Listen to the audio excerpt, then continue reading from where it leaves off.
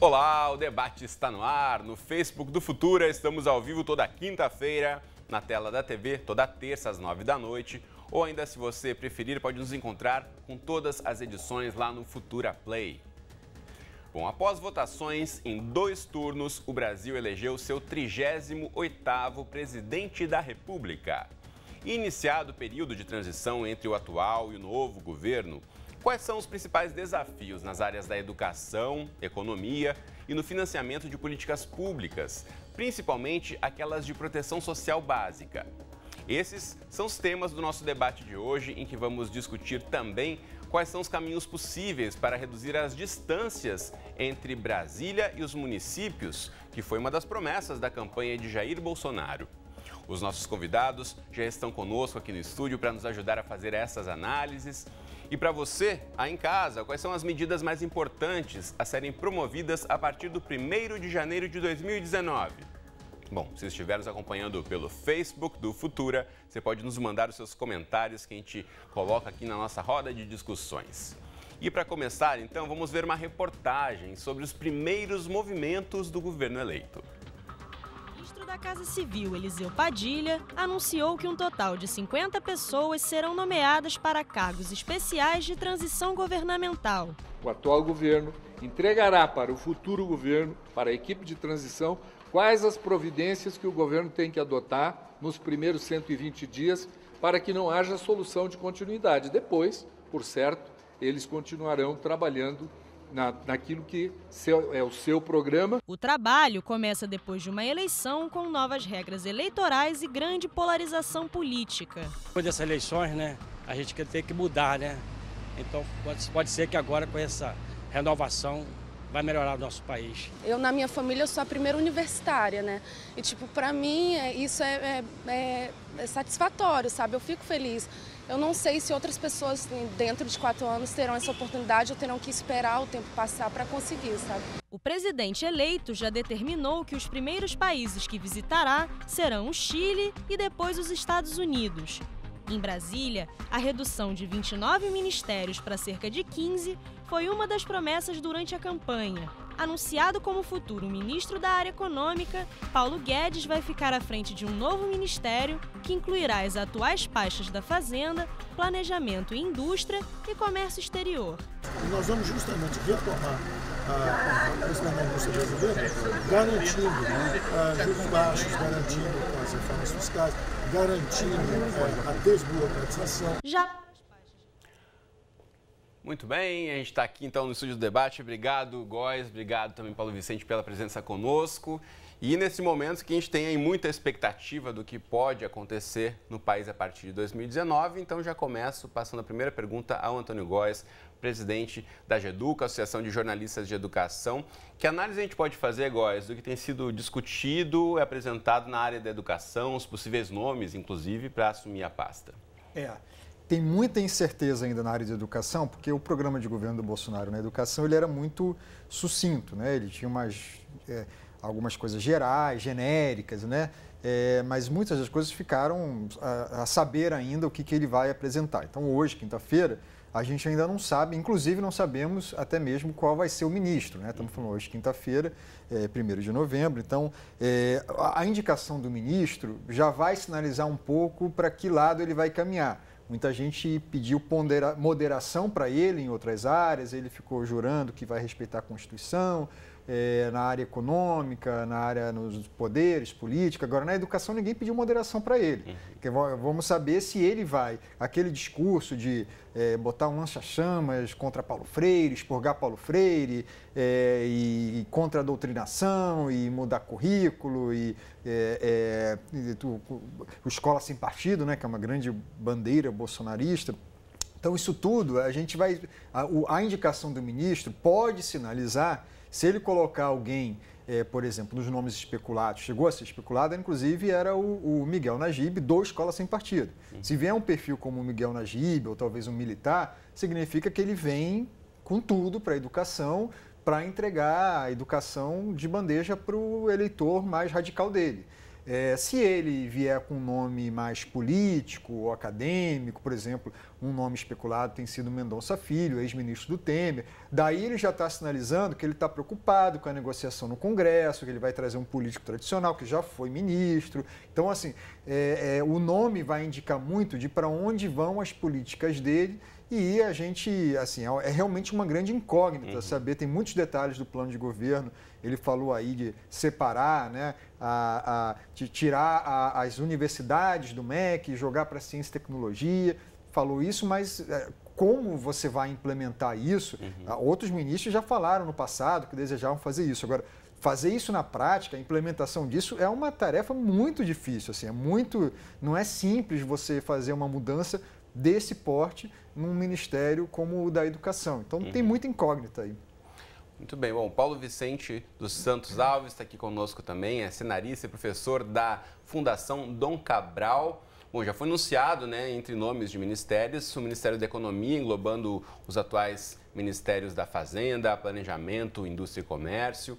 O provável futuro ministro, seu xará, o Paulo Guedes, o que ele traz em relação ao mercado, né? Uma grande expectativa em relação a isso. Ele agrada qual parte do mercado, Paulo?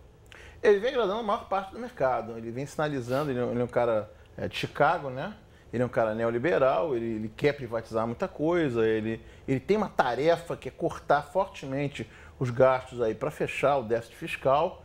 Então ele está nessa lógica, ou seja, eu vou tentar cortar, vou ter que diminuir o tamanho do Estado, muito possivelmente com privatizações. Nesse sentido, ele vai ter que enfrentar um pouco do Bolsonaro, que o Bolsonaro é mais nacionalista, eles não querem tanto privatizar, e vai ter que ficar em alguma negociação entre eles mesmos, do que efetivamente vai acontecer em termos dessas privatizações. E ele vai ter que olhar também fortemente para os gastos em todas as áreas. O mercado como um todo está gostando. Tanto que a Bolsa está subindo, há um sinal positivo do que ele está fazendo. Bom, a intenção de reduzir o número de ministérios é um dos pontos sinalizados, né, pelo novo governo. Atualmente são 29 entre ministérios, secretarias e órgãos com status de pastas. E as primeiras manifestações do presidente eleito aí dão conta de que a partir de 2019 o país terá 15 ministérios. Esse projeto já tem preocupado muitos prefeitos, como a gente vê agora no destaque da redação, que está aí na tela para você. Há um temor da Frente Nacional dos Prefeitos sobre os projetos em andamento de moradia, saneamento básico e transportes. Antes, estas obras estavam vinculadas em grande parte ao Ministério das Cidades, que agora então passaria a fazer parte da nova pasta de integração nacional. A gente convidou a Frente Nacional dos Prefeitos para comentar esse assunto e também a Confederação Nacional dos Municípios para fazer uma avaliação sobre o que é preciso fazer aí para aproximar Brasília das cidades, mas não tivemos retorno, infelizmente, ao convite. Então, passo essa pergunta ao Paulo Vicente aqui no estúdio, de que forma essa existência ou não de um ministério específico pode afetar aí essa relação do governo federal com os municípios, inclusive como os prefeitos já manifestaram preocupação com as obras em andamento. A ideia é provavelmente diminuir a força de centralização, menos Brasília e mais Brasil, e passar a força para as pontas. Só que nesse sentido, você diminuir o número de ministérios vai complicar. Ou seja, você tem uma dificuldade aí operacional. A lógica está certa, empoderar os municípios, diminuir a centralização, mas isso vai na contramão de você diminuir o número de ministérios com a mesma quantidade de pessoas. O governo provavelmente vai descobrir que é muito mais complicado do que parece se você diminuir os custos. Simplesmente diminuir o número de pastas, por si só, não diminui o número de custos, porque não diminui os postos, não diminui os cargos de comissão assim. Então, é mais complicado do que parece. Agora, é uma sinalização importante dizer, eu vou diminuir o número de ministérios. Chegou a ser, se não me falha a memória, 39 em algum momento da história. Né? Já chegou a diminuir para 29, agora vai diminuir para 15. A vantagem disso é você conseguir criar maior sinergia entre pastas que eram muito separadas e diminuir a fragmentação, que alguns chamam de feudalismo até. Mas diminuir o número de ministérios não diretamente diminui os custos dos encargos das pessoas. Isso é uma outra tarefa. Agora, o que o governo vai ter que fazer é botar tecnologia, inteligência artificial, big data, internet das coisas, ou seja, botar essas novas tecnologias para funcionar, para com menos gente fazer mais coisa. Agora, Góes, na área da educação, como é que isso funcionaria na prática? A gente tem, né, na nossa legislação já determinando as responsabilidades de municípios, dos estados e também da União. Que mudança você consegue ver como um caminho aí nessa área de tentar descentralizar um pouco mais a área da educação? A educação, às vezes, a gente é bom sempre relembrar, né? Porque quando a gente está falando da educação básica e o governo sinalizou que a sua prioridade na educação vai ser para a educação básica. Só que na educação básica a gente está falando de 80% das matrículas nas mãos de estados e municípios, 19% ou 18% das matrículas em escolas particulares e apenas 2% das matrículas em escolas federais. Aliás, menos de 2% das matrículas em escolas federais. Então, por exemplo, o programa de governo dele, de expansão de colégio militar, isso não vai fazer nem cosquinha no desafio que é você mudar a qualidade da educação básica.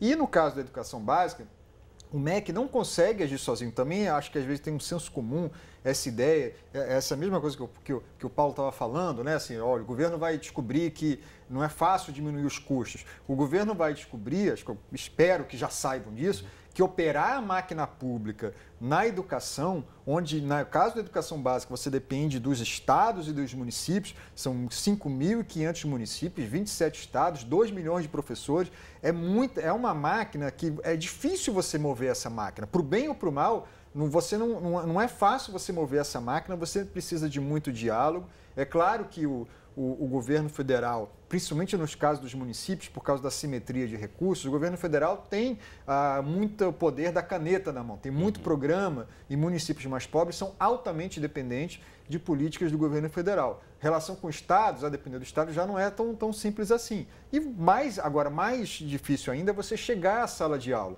Então, e o caso aí, eu acho que o governo Bolsonaro vai ter uma grande contradição na educação, porque a lógica dele, do programa de governo, é aquele slogan de mais Brasil e menos Brasília. Mas várias das políticas que ele está acenando no caso da educação é justamente o inverso. É mais Brasília e menos Brasil. Quando, por exemplo, ele fala que quer acabar com o que ele chama de aprovação automática, o que ele está dizendo com isso? Ele quer proibir os municípios e os estados que hoje podem optar, não é obrigatório, há uma opção que você pode escolher pelo regime de progressão continuada, chamado pelos críticos de aprovação automática. O governo Bolsonaro prometeu acabar com a aprovação automática. Acabar com a aprovação automática significa Brasília dizendo que você está proibido de adotar esse sistema. A mesma coisa vale a bandeira da escola sem partido. Assim, é Brasília dizendo, você, professor, não pode tratar desse assunto. Então, na educação, esse slogan, que cabe bem no receituário liberal, na economia, na educação não tem nada disso. Ao contrário, é mais Brasília e menos Brasil. Bom, a nossa produção entrou em contato com a equipe do presidente eleito para uma manifestação sobre as prioridades para a área da educação, mas infelizmente não tivemos retorno. Essa era uma das questões que gostaríamos de abordar com a equipe. Bom, seguindo com a nossa discussão, eu pergunto então para o Paulo Vicente. O novo governo sinalizou já que o montante de dinheiro gasto no passado não justifica aí as nossas posições, nosso desempenho na educação. Eu queria ouvir de você uma análise nesse sentido. Como é que isso pode afetar os municípios para manter as atividades mínimas? Bom, nosso desempenho na educação realmente costuma ser ruim, principalmente comparado à quantidade de dinheiro que a gente vem gastando. Mas, na verdade, você tem um problema de gestão das escolas. Você tem um problema de professor? Tem. Você tem um problema de conteúdo? Talvez tenha. Mas tem um problema de gestão das escolas. Muitas escolas são muito mal geridas.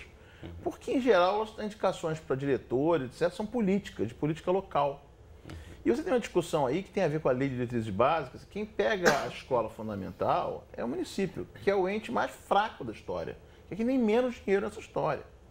E só sobrevive porque tem repasse do governo federal. Então, esse repasse vai aumentar ou ele vai ser qualificado? Vai ser repasse de dinheiro que acaba sumindo, às vezes, no meio das prioridades, das muitas prioridades desses municípios, que muitas vezes são muito frágeis, muito pobres. Eu não estou falando de corrupção, estou falando de que, na prática, chega na ponta, as necessidades são diferentes. Ou vai vir direto, já carimbado, na forma de um equipamento ou de algum treinamento para os professores. Vou requalificar os professores, vou mudar o material, e aí, nesse sentido, parece bom, mas é uma centralização, né? Como colocou o Antônio, entendeu? Você vai, de alguma forma, centralizar as coisas. Acho que o governo vai ter que descobrir, de novo, que ele vai ter que repensar todo o sistema educacional baseado nessas novas tecnologias que estão vindo aí. Não só falando de ensino à distância, não, mas professores virtuais, enciclopédias virtuais, inteligência artificial para ajudar, internet das coisas, processamento, paralelismo, big data, realidade virtual. Tem toda uma onda de novas tecnologias que vão reinventar a educação. Só que fazer isso não dura 4 anos. Você não faz isso em 4 anos, é um tempo maior do que isso. O governo pode fazer projetos piloto para tentar começar a fazer isso, mas ele vai ter que lidar com uma massa de professores que tem que ser requalificada, retreinada, e no limite eles vão deixar de ser um professor que fica em pé na frente do quadro para ficar atrás dos computadores programando as instruções. Um trabalho diferente, não vou dizer que é melhor nem pior, ele é diferente. Sem dúvida, a gente tem discutido muito aqui ao longo dos anos, né, agora no futuro, inclusive, futuro da educação, por onde caminha aí a melhoria da qualidade da educação, mas essa questão que o Paulo apresenta da formação dos professores também, isso é algo que a gente precisa sempre ter muito cuidado e pensar em como capacitar melhor esse professor para a educação do século XXI. Né? Tem muitas pautas do novo governo Bolsonaro, né, do governo Bolsonaro, que vão tem um potencial de polêmica enorme, mas assim, eu acho que um risco que a gente corre é essas pautas polêmicas dominarem um debate de algo que é muito mais profundo, que é menos visível e que demora mais tempo, mas um dos gargalos, assim, talvez o maior gargalo, está na atratividade da carreira docente, na formação do professor. Essas duas coisas caminham muito juntas, porque eu concordo em parte com o Paulo, assim, eu concordo que tem que ter um olhar especial para as novas tecnologias, né? E o Paulo falou também, no que eu concordo, que isso aí não é uma mágica que acontece de uma hora para outra, mas assim, se tem uma coisa que trava o desenvolvimento de qualquer nação na educação, é a qualidade dos seus professores. Nenhum país no mundo conseguiu dar um grande salto educacional sem mexer na atratividade da carreira docente, sem dar uma formação mais adequada aos professores, uma formação que não acaba no momento da universidade, uma formação muito rigorosa na universidade, mas uma formação que continua na sala de aula, no ambiente escolar. As escolas são pensadas como ambiente de aprendizagem, com altas expectativas para todos. Isso tudo que eu estou falando são políticas que necessitam de uma década, de décadas talvez, para terem o pleno efeito, porque a gente está falando de professores que ainda vão ser formados, melhorar a atratividade, melhorar salários hoje. Se amanhã o governo dobrar salários de professor, que não vai fazer porque não tem dinheiro para isso, mas se dobrar o salário de professor, não vai haver uma revolução no ensino no dia seguinte. Isso aí você colhe no longo prazo, porque as pessoas vão perceber assim, bem, a carreira de docente voltou a ser valorizada, vou me inscrever, então a gente vai ter mais jovens, com jovens talentosos, voltando a ser atraídos pela carreira docente. Então, tem coisas aí de longo prazo que travam qualquer revolução. Tecnológica, a nova metodologia de ensino, o livro didático mais perfeito. Traz o ministro da Finlândia para cá, não vai trazer resultado no curto prazo, porque tem coisas que travam a educação e que dependem de políticas de longo prazo. Muito bem, aqui seguindo com o nosso bate-papo, então, eu quero trazer mais um ponto de vista para a nossa discussão, como pensar as relações entre a educação e o crescimento econômico. Educação em renda, educação em pobreza. Os economistas da educação fazem isso, então vou chamar agora pela internet a Ariana Brito, que é professora do IBMEC Rio. Bem-vinda, Ariana, ao nosso programa. E já começo aqui engatando a pergunta para você, né? O plano de governo do presidente eleito afirma que a educação deveria ser melhor com os valores que o Brasil já gasta na área. O problema é só valor gasto ou é a eficiência do gasto na educação, na sua opinião? Boa noite. Vocês me escutam bem? Escutamos perfeitamente. Bom, obrigada pelo convite. Na verdade, a gente tem duas questões que foram levantadas por você quando a gente fala em gastos por educação. O Brasil, sim, comparando gastos em relação ao PIB, como proporção do PIB, nós temos um nível de gasto que é muito próximo às principais economias. Só que quando a gente olha esse gasto por aluno, especificamente sobre nível, nível de ensino, ou seja, pensar a educação básica, ensino fundamental, ensino médio e ensino superior, o Brasil ele se coloca entre as economias que gastam menos por aluno. Isso já é recorrente, ainda que nos últimos anos nós tenhamos aumentado os investimentos em educação. Pois é, Ariana, o documento com as propostas de governo também menciona o uso de avaliações técnicas para diagnóstico sobre o desempenho dos estudantes e também a qualificação dos professores. Como é que você percebe as formas como o Brasil tem medido a qualidade da educação e o que pode ser melhorado nesse sentido? Eu acho que uma das coisas que a gente aprendeu com essa eleição é a importância dos dados e das evidências e a importância de utilizar esses dados para a gente fazer avaliação. Então, uma das coisas que eu sinto falta olhando no programa é como a gente fazer melhor uso dos dados que a gente já produz hoje e pensar políticas públicas implementando a ideia de avaliação. Então, hoje ainda é uma dificuldade para nós, economistas de educação, é conseguirmos avaliar políticas públicas em educação. Não pela falta de dados, muitas vezes, mas pela própria ideia de que a política não foi pensada para ser avaliada. Ela foi pensada como uma política pública que vai gerar algum resultado. E aí, em algum momento, esse resultado tem que ser avaliado, principalmente pelo que os próprios convidados falaram. A gente está tratando de recursos muito escassos, o orçamento público está muito limitado. Então, a avaliação e os indicadores de avaliação que já existem, que podem ser criados, têm que ser pensados e melhor usados para se avaliar. E esse é o nosso papel como economista da educação, inclusive. Pois é, Ariana, pensando em políticas, né, e pensando nos professores que a gente falava aqui antes de chamar você para o nosso bate-papo, a gente sabe da lei do piso salarial para os professores, né, não foi citada no plano de governo. Então, você acha que é possível prever algum efeito já nos primeiros meses da nova presidência nesse sentido?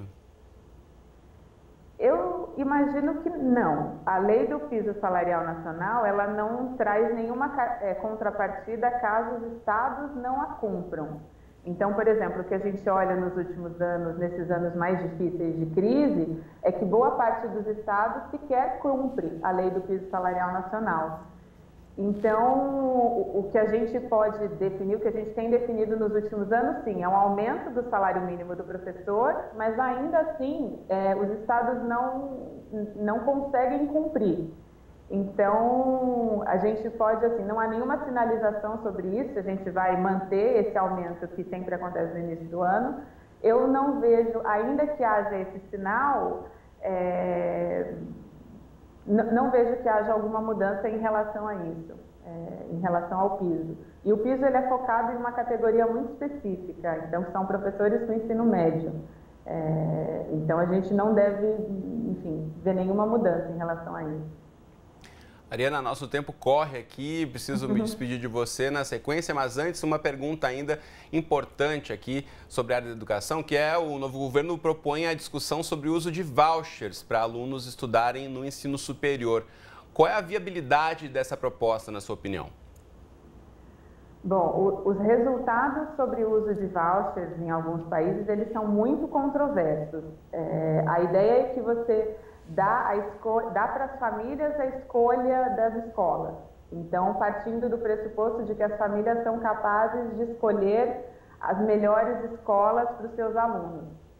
E o que a gente tem visto é que isso é uma dificuldade das famílias. As famílias teriam que ser capazes, como a gente comentou antes, de usar indicadores de qualidade, identificar as escolas com melhores notas e, a partir daí, utilizar o voucher para que ele seja utilizado.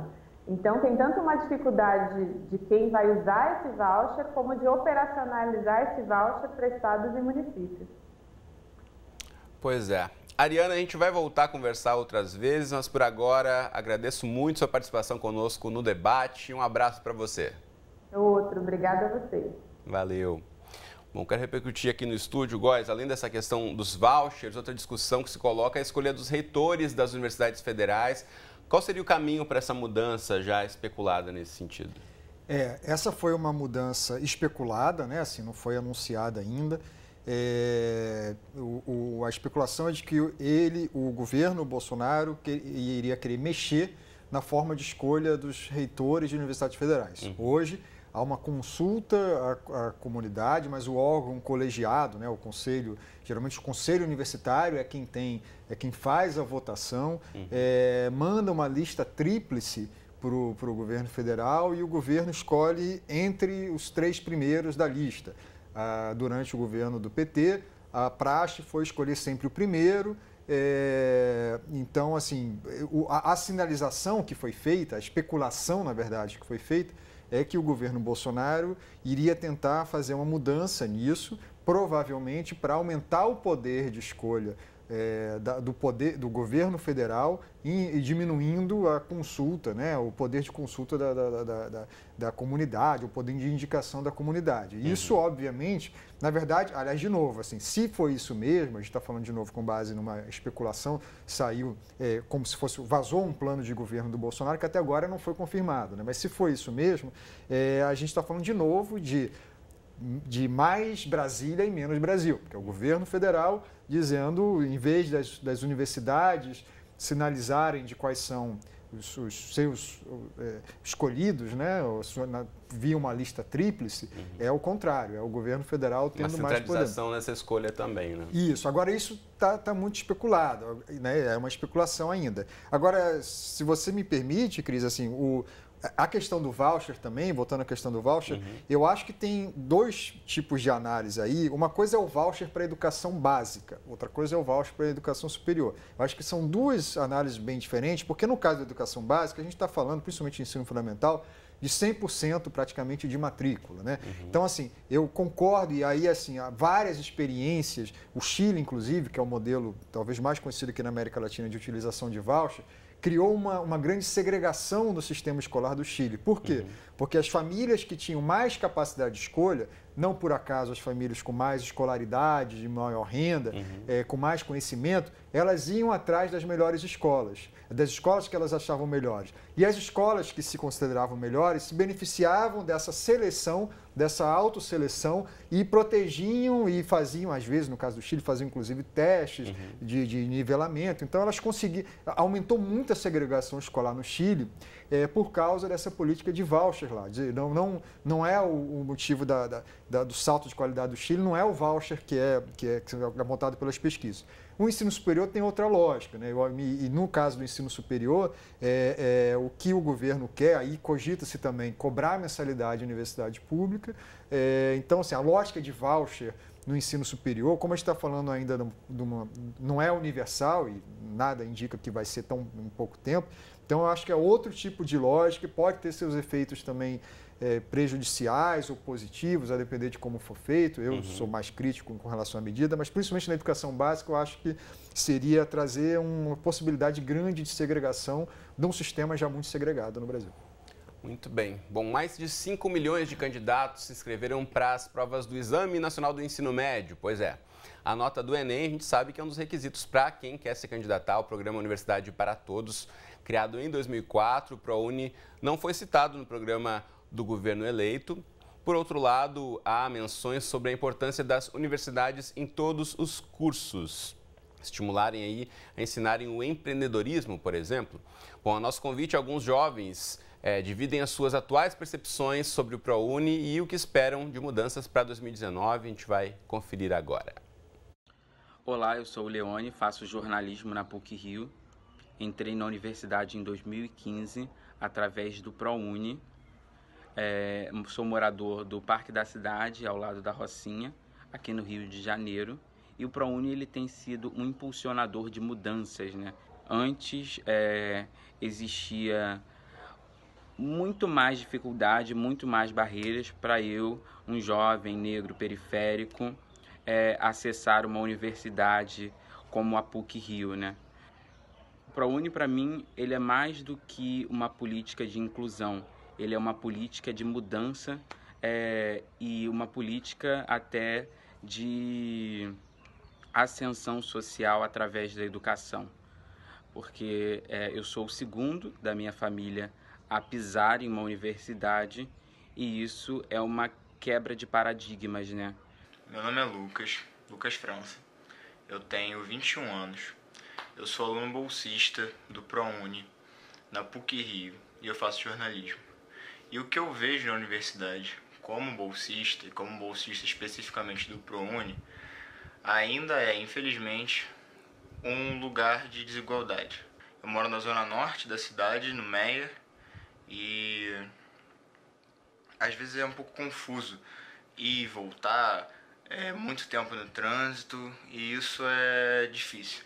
Mas, por outro lado, é importante ressaltar que o ensino superior, da posição que eu estou de bolsista, é um lugar conquistado por mim. Então, eu faço parte também desse lugar, eu faço parte também da universidade de uma maneira muito viva. Olá, eu me chamo Marcos Daniel, tenho 22 anos, sou bolsista pelo ProUni na faixa, aqui do Rio de Janeiro. Estudo comunicação social com habilitação em jornalismo desde 2016. A existência desse programa, em um primeiro momento, foi importante porque as universidades públicas não oferecem uma grade flexível e eu precisava estudar à noite para trabalhar e estudar. Um segundo ponto é que com o ProUni eu tenho acesso ao mesmo ensino de ótima qualidade que os alunos que pagam a mensalidade. Eu espero que o novo governo, com muita sabedoria, possa dar continuidade nesses programas, assim como o FIES e o SISU, e que possam também aprimorar e corrigir as suas deficiências. Muito bem, aí esses foram alguns depoimentos de estudantes universitários compartilhando um pouco aí suas expectativas conosco. E registro aqui também que a nossa produção entrou em contato novamente com a equipe do presidente eleito para falar sobre a continuidade de programas como o ProUni e o FIES, mas não tivemos resposta, mas continuamos aqui com o espaço aberto no Futura para discutirmos as políticas educacionais do novo governo. Já a assessoria de imprensa do atual Ministério da Educação nos informou que está à disposição para tirar dúvidas caso seja consultado aí pelas equipes de transição de governo. Sobre as condições dos programas para 2019, o MEC nos informou que o ProUni funciona por renúncia fiscal junto ao Ministério da Fazenda e o FIES é um financiamento com expectativa de retorno, que funciona aí com a exigência de um fundo garantidor para a sua manutenção. Para 2019, os editais para esses programas ainda estão em elaboração. Bom, a gente vai fazer agora um rápido intervalo e já volta com mais debate aqui falando sobre as nossas expectativas, o que já se pode prever aí sobre as áreas da educação e economia a partir da posse do novo governo federal. Então não sai daí, que a gente continua aqui no estúdio esperando você.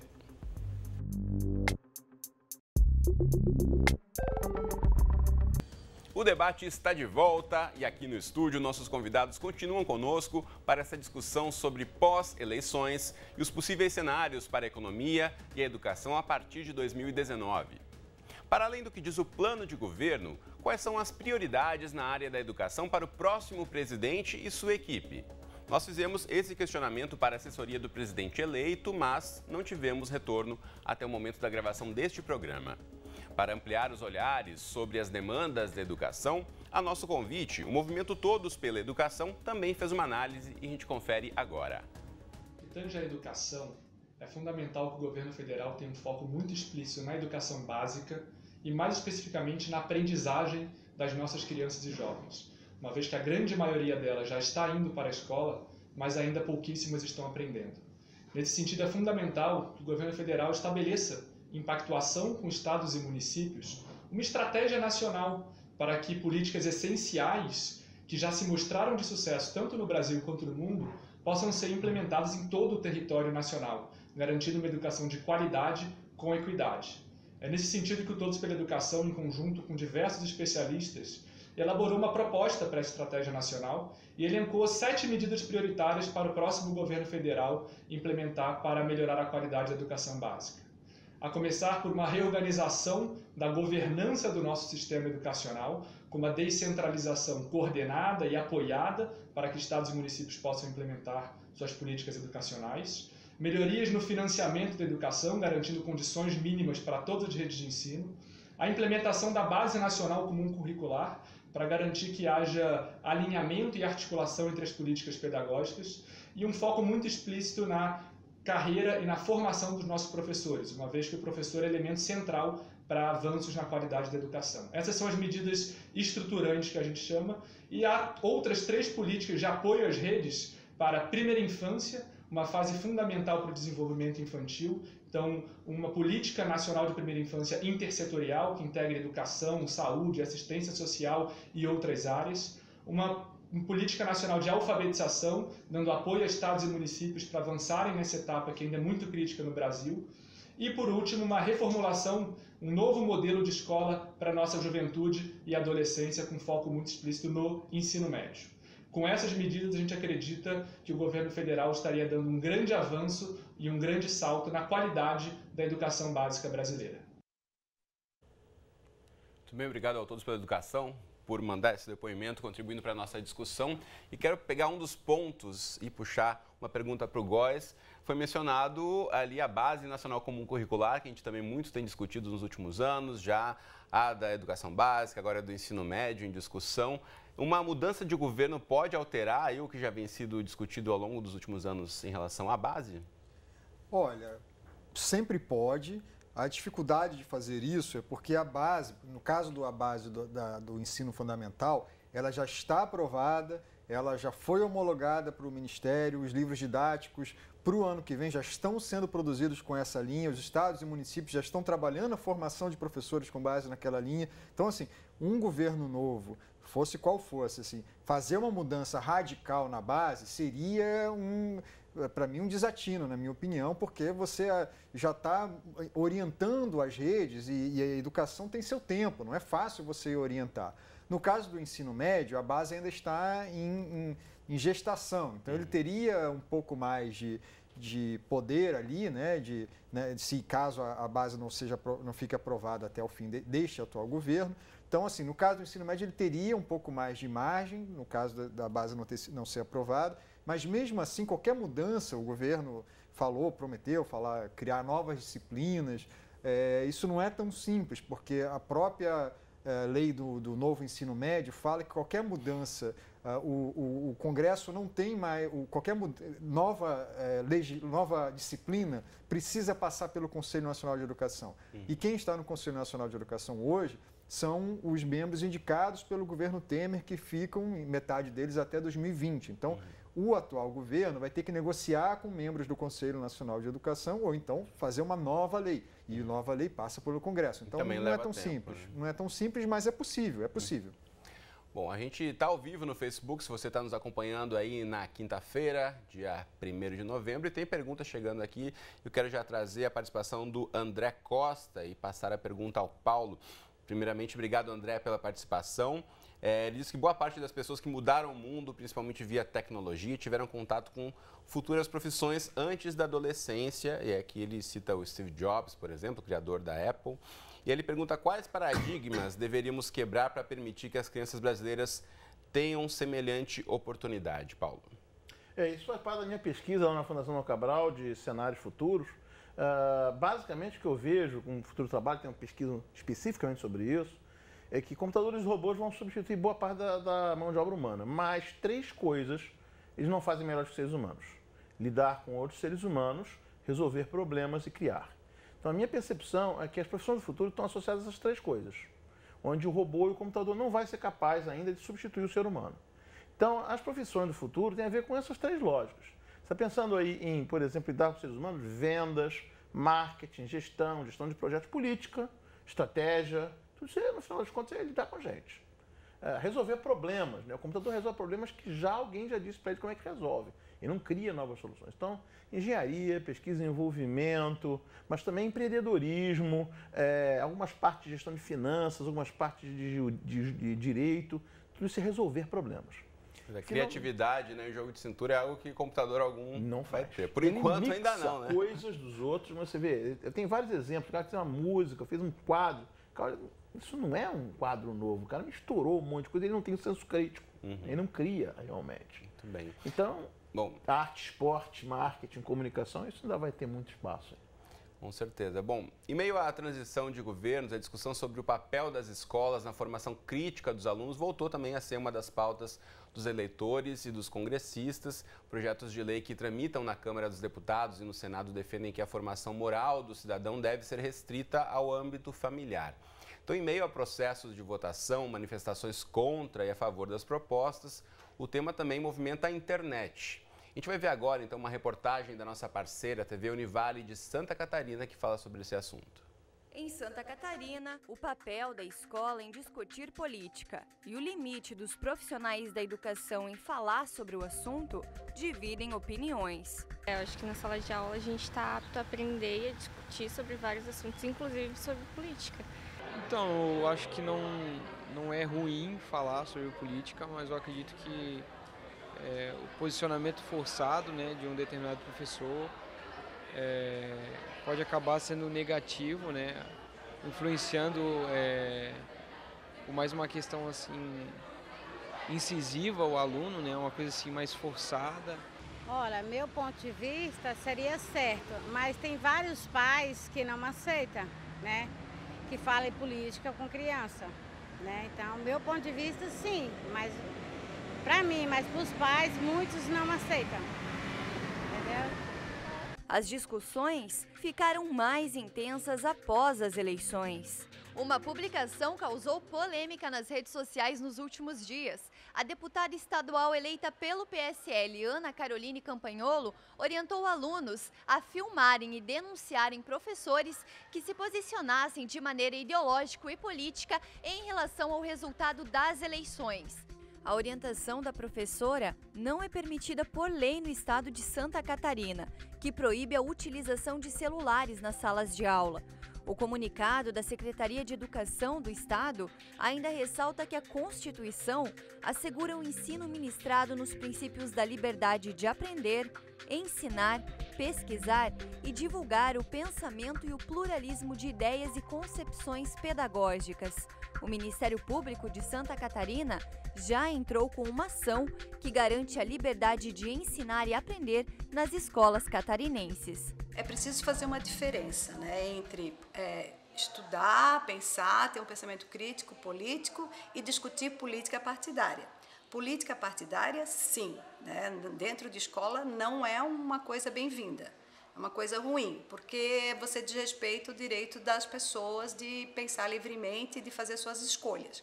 Agora, analisar politicamente o mundo, como os conteúdos escolares, isso sempre foi, né? Isso sempre foi uma atividade do professor e deve continuar. Bom, nessa quinta-feira, um juiz da Vara da Infância e Juventude em Florianópolis ordenou que a deputada eleita do PSL retire as publicações que a gente viu aí na reportagem. Para a Justiça, a manifestação fere o direito dos alunos de usufruírem da liberdade de expressão em sala de aula, um princípio constitucional. A multa, caso haja um descumprimento, é de R$1.000 por dia. E a nossa produção entrou em contato com a deputada para se manifestar sobre a repercussão desse caso. Por e-mail, Ana Caroline Campagnolo nos enviou uma nota, a gente vai ver agora. Sou professora da rede pública há quase 10 anos e desde 2013 venho denunciando o evidente viés ideológico na formulação das ações educacionais promovidas pelos agentes do sistema de ensino catarinense. Quanto ao meu posicionamento de fiscalização à atuação de docentes em sala de aula, informo a quem ainda ignora que o Estado de Santa Catarina possui, em sua proposta curricular, um cronograma de conteúdos programáticos específicos para cada disciplina, que devem ser aplicados por todos os professores. Ou seja, não são as manchetes dos noticiários do dia que devem pautar o serviço oferecido. Apesar de sustentar minhas críticas quanto ao viés ideológico da atual proposta e defender que ela precisa ser urgentemente revista e reformulada, concordo que ainda é a orientação oficial deste Estado para o planejamento das aulas, sendo, portanto, direito do estudante ser atendido conforme o planejamento previamente desenvolvido e aprovado pelos supervisores educacionais, independentemente das efervescências exteriores do momento, cabendo ao professor o dever de realizar normalmente o trabalho para o qual é financiado com o dinheiro do pagador de impostos, evitando fugir do tema de aula, realizando comícios políticos ou criando situações de constrangimento aos alunos em seu ambiente de trabalho.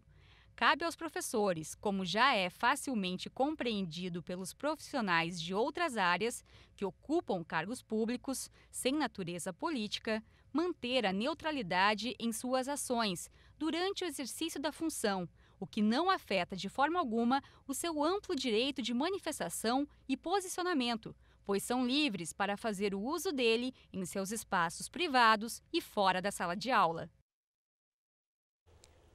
Muito bem, então esse posicionamento da deputada eleita Ana Caroline Campagnolo. Agradeço a ela também por ter enviado essa manifestação aqui registrada no programa Debate.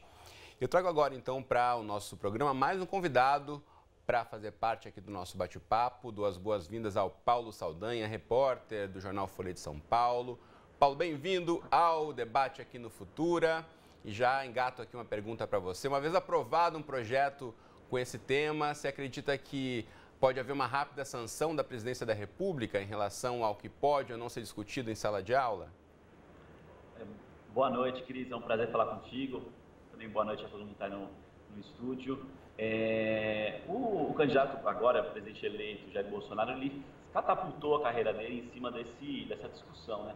Sobretudo a discussão de temas, de ter ou não temas de identidade de gênero, sexualidade, dentro da escola e muitas vezes com informações equivocadas aí do que tinha ou não dentro da escola. Então, dificilmente esse tema, essa agenda vai desaparecer aí do governo. Acredito que vai ter um grande desafio aí, tanto dentro do MEC quanto dentro do Congresso Nacional para aprovação, né? Já houve uma tentativa de discussão na Comissão de Educação ontem e isso foi barrado. Mas eu acho que essa discussão final, aprovando, acho que claramente o presidente deve sancionar, né? Ele já disse isso no programa de governo dele, está escrito que um dos maiores desafios da educação é a questão dessa suposta doutrinação. Mas esse tema já chegou ao Supremo Tribunal Federal, né? É importante lembrar que o ministro Barroso já desistiu por uma decisão liminar, interromper o efeito de uma lei em Alagoas, com esse. Lá tinha um outro nome, de Escola Livre, mas é o mesmo teor, né? É o mesmo texto, inclusive, que está com minuta, com proposta no site do Movimento de Escola Sem Partido. Então, eu acho que esse tema, a expectativa grande provavelmente vai ser em relação, nesse momento, em relação ao projeto de lei, a como vai se posicionar o Supremo Tribunal Federal e quando, né? E aí também fica a dúvida, evidentemente, eu, para fazer uma reportagem recentemente, conversei com um dos representantes do Escola Sem Partido, eles também não sabem como seria uma atuação do governo federal, ou seja, uma atuação do executivo com relação a essa pauta. Eu acho que eles estão apostando na questão do Congresso e estarão aí esperando também a questão do Judiciário. Como o Góes comentou recentemente, agora há pouco, perguntado sobre base, evidentemente o MEC tem ali outras formas de atuar com relação ao conteúdo, à Base Nacional do Ensino Médio, por exemplo, que é alguma coisa que não foi aprovada ainda. Mas acho que nesse momento o Judiciário, acho que é o local ali onde a discussão vai se dar de maneira mais efetiva. Agora, Saldanha, como você mencionou a questão do plano de governo em relação à educação, faltam muitos detalhes, né? Ele é muito breve, mas nos bastidores da cobertura jornalística em educação, das pautas do próximo governo, quais assuntos têm surgido que você pode compartilhar conosco? Olha, o governo até agora, né? O governo que se iniciará, mas toda a discussão de transição está ainda em relação a nomes, os nomes do Ministério da Educação. Surgiram vários, né? Então tem vários grupos ali em disputa, tanto partidos políticos, quanto o grupo dos militares, o grupo dos mais conservadores, numa disputa ali de quem seria o ministro.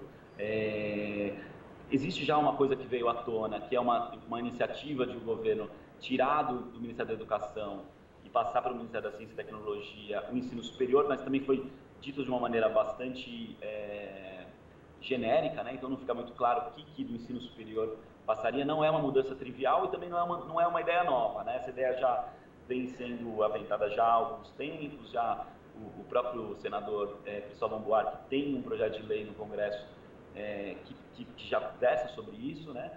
Seria uma dificuldade muito grande porque a educação básica, existem projetos que articulam a educação básica com o ensino superior, e isso traria dificuldades, como seria isso daí?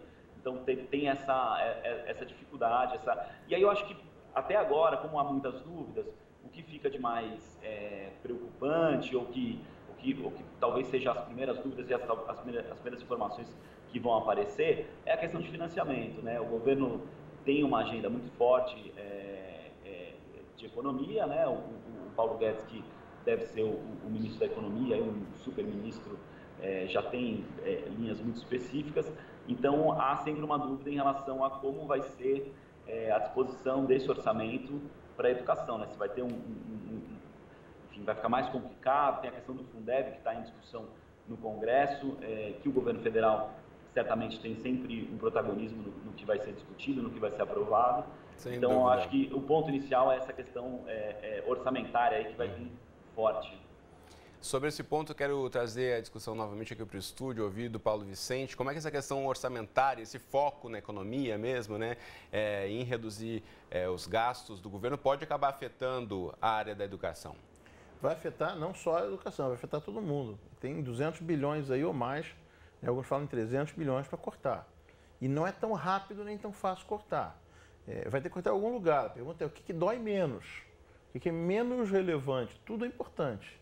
Mas se tudo for prioridade, nada é prioridade. Então, de algum lugar vai ter que se cortar.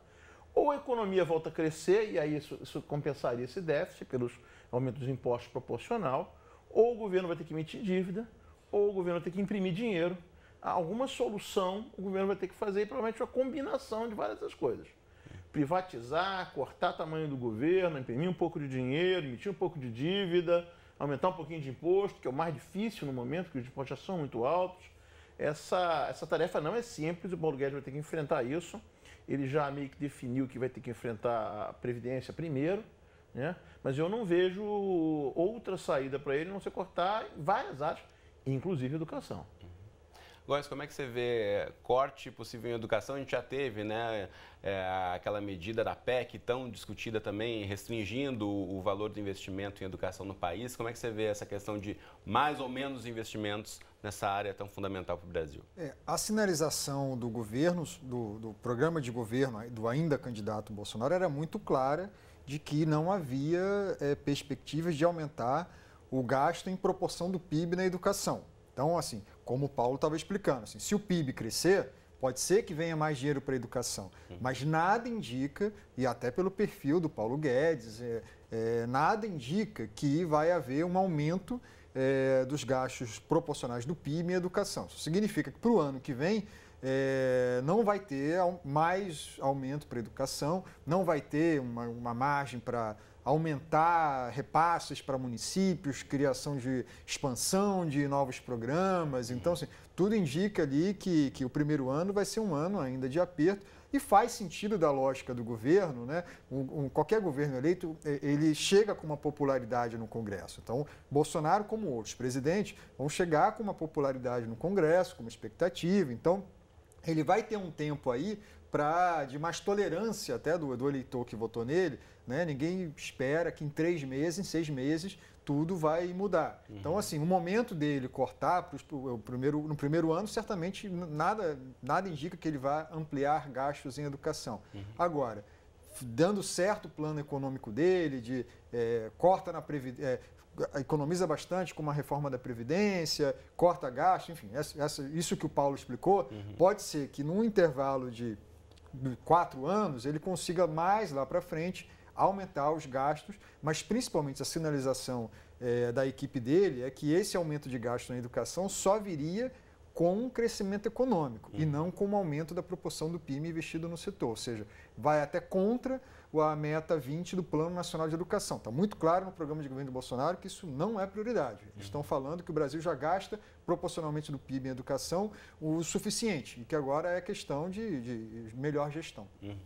Bom, a gente está encaminhando quase para a reta final do nosso programa, então quero voltar a chamar o Paulo Saldanha, conversa conosco diretamente de São Paulo, para repercutir essa questão em relação ao investimento. Saldanha, e suas considerações finais. Claro. Existe uma dúvida, vou estar pontual com o Fundeb, que de fato o programa de governo não fala em aumento do orçamento da educação, mas há uma dúvida em relação a se o Fundeb vai, tanto ser permanente, se aumenta 1% o protagonismo da União, que não deve acontecer, mas também se ele entrará no teto de gastos ou não. Hoje ele está fora, né? E já há alguns bastidores de que o Paulo Guedes seria contra esse Fundeb fora do teto de gastos. Então, realmente, esse tema vai ser bastante importante aí para a gente, para a PNE não traça um percentual por acaso, né? Ele é baseado em várias metas que estão ainda longe de ser alcançadas, a maioria. Muito bem. Paulo Saldanha, muito obrigado pela participação conosco aqui no debate. Também agradecendo ao Jornal Folha de São Paulo por ter liberado a sua participação. Obrigado e até a próxima. Eu agradeço. Até a próxima. Valeu. Hoje tem mais uma pergunta que chegou para a gente aqui pela internet, que eu vou passar também para o Paulo Vicente. A pergunta é do Felipe. Valeu, Felipe, aí por ter mandado o seu recado para a gente. Como criar novos projetos, investimentos em tecnologia para a educação, enquanto muitas escolas espalhadas pelo Brasil não possuem o básico para se manterem? É preciso um aumento de verba ou uma melhor gestão do dinheiro público? Pergunta do Felipe. Eu acho que muitas dessas escolas que estão espalhadas pelo Brasil vão, no médio para longo prazo, mudar completamente. Elas vão virar estúdios. E você vai ter mecanismos de ensino à distância, não só videoaula, mas também jogos, realidades virtuais, inteligência artificial, professores virtuais, para educar as crianças, os adolescentes e mesmo adultos nesses locais. A escola vai se transformar. Então, acho que, na verdade, o governo vai ter que repensar totalmente como é que se faz educação. A educação, como ela é hoje, ela é um mecanismo da primeira revolução industrial. É uma sala de aula fabril. E nós estamos no meio de uma revolução tecnológica nova que vai forçar isso a ser reinventado. Provavelmente, governos federais, não só o governo que vai assumir, mas os próximos governos, vão ter que começar a fazer um programa de transformação dessas salas de aulas físicas em estúdios onde as crianças vão lá aprender e ter contato. A vantagem, você poder escalar em qualidade, você ter 2, 3 professores muito bons, com material muito bom, você vai usar ele para dar aula para milhões de crianças, ao invés de 30, 40 crianças numa turma só. Então, eu sou muito otimista em relação ao futuro da educação, mas não vai ser educação como a gente entende hoje. E quem trabalha hoje em educação vai ter que se reinventar. Góia, suas considerações em relação a esse ponto aqui que o Felipe nos traz? Mais dinheiro, melhor gestão? Eu defendo e acho que o Brasil precisa de melhor gestão e de mais recursos para a educação.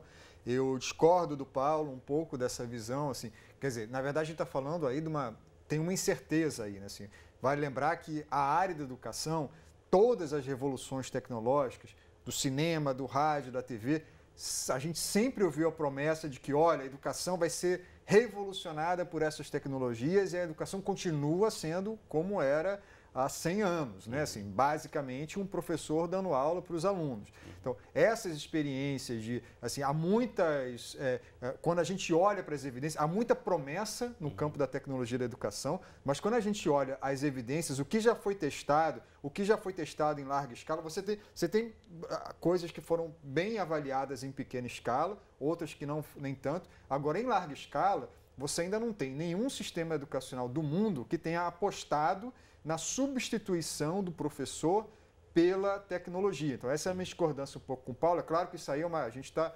projetando, né, o que vai ser. De fato, a gente está diante de uma revolução tecnológica que foi mais intensa do que todas as outras. Mas, assim, se teve uma área que foi resistente à mudança, para o bem ou para o mal, é a educação. Não é à toa que aquele clichê se uma pessoa é congelada, uma pessoa que ficou congelada no tempo 200 anos e volta no mundo de hoje, o único lugar que ela reconhece é a escola. Tudo mudou.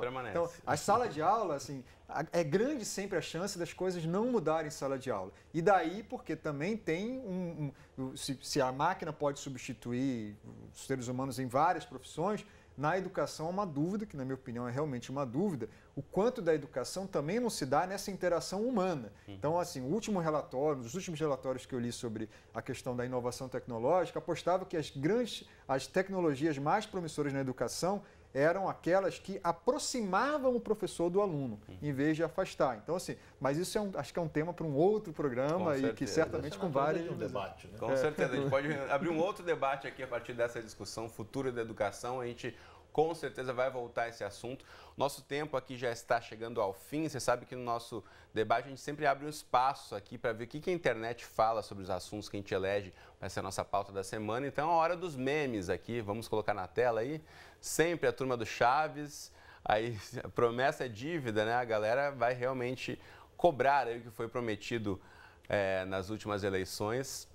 Também sempre aí o personagem da fantástica fábrica de chocolates, reclamando de promessas políticas. Então, hora de prometer e não cumprir, tem muitas outras coisas aí que a galera promete e não cumpre, emagrecer, entrar na dieta, agora fim de ano chegando, fica ainda mais complicado, né? Vamos lá, ainda novamente o Chapolin perguntando, depois da eleição, tá de pé, Natal, Ano Novo com amigos e familiares? Essa foi outra pauta discutida muito, né, sobre as desavenças aí políticas que acabaram provocando muitas discussões. E é isso, né, dá para discutir se é uva passa ou não na ceia de Natal. Outra polêmica importantíssima para quem gosta de ceias de Natal em família. Bom, é para deixar um pouquinho mais leve o nosso programa aqui, a gente vai continuar acompanhando essa discussão. Sem dúvida, a pauta da educação e investimento em educação é uma prioridade que a gente defende e continua acompanhando de perto esses investimentos para o Brasil, 2019 e para frente. Por agora, Paulo Vicente, muito obrigado. Antônio Góes, muito obrigado mais uma vez pela participação conosco aqui. Você de casa, obrigado pela companhia. Você sabe que a gente está ao vivo sempre no Facebook do Futura ou na TV. Nos encontre também no Futura Play. Um beijo, um abraço e até a próxima.